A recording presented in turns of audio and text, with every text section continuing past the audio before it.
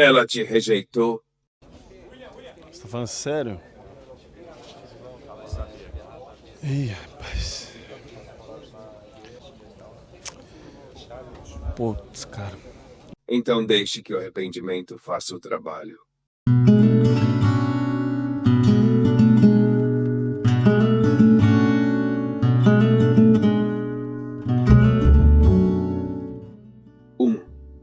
A queda. Eu lembro exatamente do dia em que ela foi embora. Não foi com gritos, nem com drama. Foi só aquele olhar frio, como se eu já não fizesse mais parte da paisagem. E o silêncio. O silêncio veio pesado, quase físico.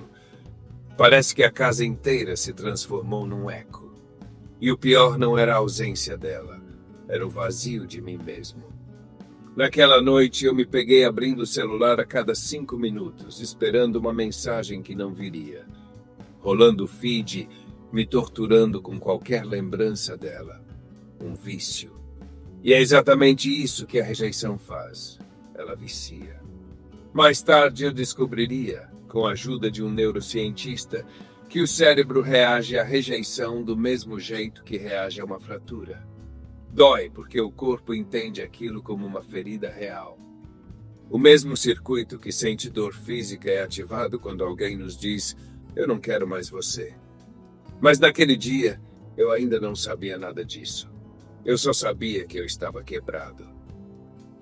O peso invisível. Nos dias seguintes, eu fiz o que quase todo homem faz. Tentei abafar o buraco. Saí para beber, para tentar esquecer. Fiz piadas forçadas com os amigos, entrei em conversas sem alma e cheguei até a me envolver com alguém só para me sentir vivo de novo. Mas no fundo, cada gole, cada toque, cada risada eram só anestesia. Eu não estava curando nada. Eu estava empurrando a dor para baixo do tapete e fingindo que o chão não estava tremendo. Foi aí que eu percebi o primeiro erro que quase todo homem comete. A pressa de preencher o espaço que a rejeição deixou. A pressa é a pior inimiga da reconstrução, porque enquanto você tenta tapar o vazio com distração, a ferida continua aberta, sangrando em silêncio.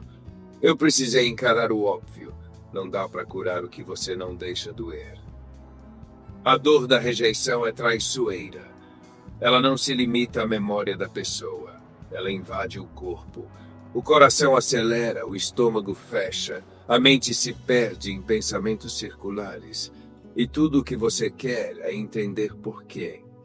Mas o porquê raramente traz paz. A mente masculina tem uma tendência a racionalizar a perda, como se fosse possível resolver emocionalmente o que é puramente humano. A rejeição não é um problema a ser consertado. É uma experiência a ser atravessada. E o mais cruel é que ela mexe com o ego. Porque, no fundo, a rejeição atinge a pergunta mais profunda que um homem pode fazer. Será que eu sou suficiente? E quando essa dúvida entra, ela corrói. Ela enfraquece a voz, a postura, o olhar. Foi aí que o estoicismo entrou na minha vida, não como filosofia antiga, mas como uma espécie de armadura invisível. Um dia, relendo Marco Aurélio, eu encontrei uma frase que parecia escrita para mim. Você tem poder sobre sua mente, não sobre os eventos externos. E aquilo bateu como um soco. Eu percebi que a rejeição só tinha poder porque eu dava poder a ela. Eu estava tentando controlar o incontrolável, o que ela sentia, o que ela pensava, o que ela fazia. O estoicismo me ensinou a virar o foco, controlar o que é meu tempo, minha energia, minhas reações. Eu não podia forçar o amor, mas podia reconstruir a mim mesmo. E essa virada mental muda tudo. Porque o homem que aprende a dominar a própria mente deixa de ser refém das circunstâncias. O que era dor vira combustível. O que era perda vira terreno fértil. Os erros que quase me afundaram. Eu precisei cair feio para entender isso. Tentei os atalhos e todos eles me levaram para o mesmo beco sem saída. Primeiro, o sexo casual. Acreditar que outras pessoas preencheriam o que ela deixou foi como tentar apagar fogo com gasolina. Superficialidade não cura profundidade. E quanto mais eu me forçava a seguir em frente, mais eu me sentia desconectado de mim mesmo. Depois, o álcool. A velha armadilha, só para relaxar. Mas a verdade é que o álcool não cura, ele suspende a dor. E quando o efeito passa, ela volta 2 vezes mais forte. Por último, as distrações. Festas, redes sociais, conversas vazias, tudo para evitar o silêncio. Mas é no silêncio que o homem se reconstrói. E não é um silêncio de fuga, é o silêncio da observação. Quando eu parei de fugir da dor e comecei a senti-la com honestidade, eu percebi algo que mudou completamente meu processo. A dor não era minha inimiga. Ela era o sinal de que eu ainda estava vivo. A neurociência me ensinou o que a filosofia já dizia há 2000 anos. Ação cura pensamento. Foi o Dr. Pedro Calabres quem me fez entender isso de forma literal. Quando a dor da rejeição apertava, eu comecei a fazer flexões. Sim, flexões. 20, 30, 40, o suficiente para o corpo queimar e a mente se acalmar. E sabe o que acontecia? A endorfina tomava o lugar da angústia. Era como se o corpo dissesse, eu cuido disso para você. E aos poucos, aquele movimento físico virou uma metáfora. Cada gota de suor era um fragmento do passado sendo expulso. O exercício me deu de volta algo que a rejeição tinha roubado, a sensação de controle. Não sobre ela, sobre mim. O poder de se retirar, o estoicismo me ensinou outra coisa. Nem toda vitória é feita de confrontos. Às vezes, a forma mais poderosa de reagir é se retirar, com calma e dignidade. Eu parei de me explicar. Parei de tentar provar que eu merecia uma chance. E esse é o ponto em que a maioria dos homens se perde. Acham que precisam argumentar para ter valor. Mas o valor não se explica, ele se mostra. A partir do momento em que eu recuei, algo curioso aconteceu. O jogo inverteu. O silêncio começou a falar por mim, e sem eu perceber, eu tinha acionado o gatilho mais poderoso da psicologia social: a escassez. A ausência de quem amadurece é um lembrete cruel para quem ficou estagnado. Ela começou a procurar não por mim, mas pela energia que ela perdeu. Mas já era tarde. Eu não era mais o mesmo homem. A palavra dignidade parece ultrapassada, mas ela é a essência do poder masculino. Dignidade não é orgulho. É o reconhecimento silencioso de que eu valho mais do que aquilo que me feriu. Quando eu entendi isso, eu parei de reagir a provocações, de procurar explicações. Eu comecei a viver com propósito. Voltei para a academia. Reiniciei projetos que estavam abandonados.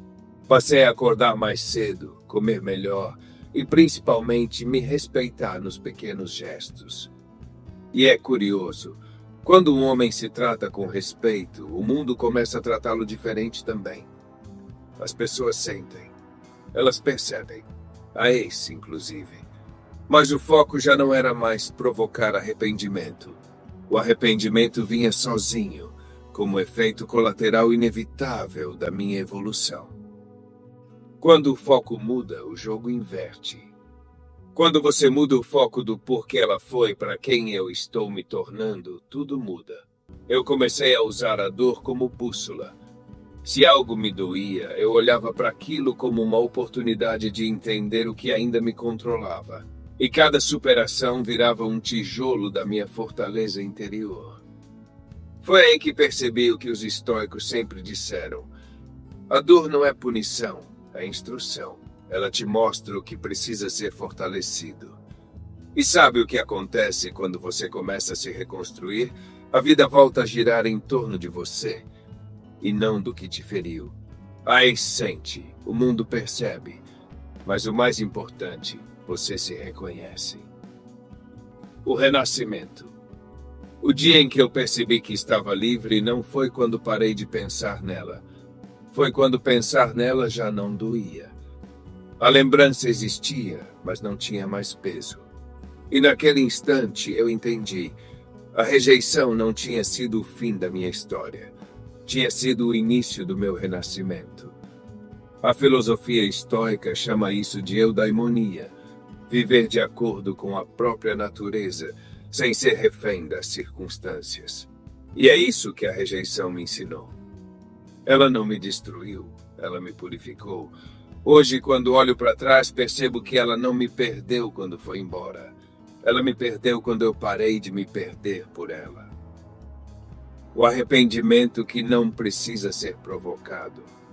Eu não precisei fazer joguinhos, não precisei postar indiretas, não precisei provar nada. A melhor resposta ao desprezo é a evolução silenciosa. O arrependimento dela não veio porque eu quis, veio porque eu cresci. E é isso que eu quero que você entenda. Você não precisa se vingar. Você só precisa se elevar. A vida vai se encarregar de mostrar a diferença entre quem ficou preso e quem aprendeu a andar sozinho. Se esse vídeo falou com você de alguma forma, se em algum ponto da história você se viu aqui, então é hora de continuar essa caminhada comigo. Se inscreve no canal, ativa o sino para não perder os próximos capítulos dessa reconstrução e compartilha com aquele irmão que ainda está tentando se levantar. E ouvi dizer que se você fizer isso, sua testosterona sobe uns 150%. Não sei se é ciência, mas é quase filosofia. Nos vemos no próximo episódio. Fique firme, fique estoico.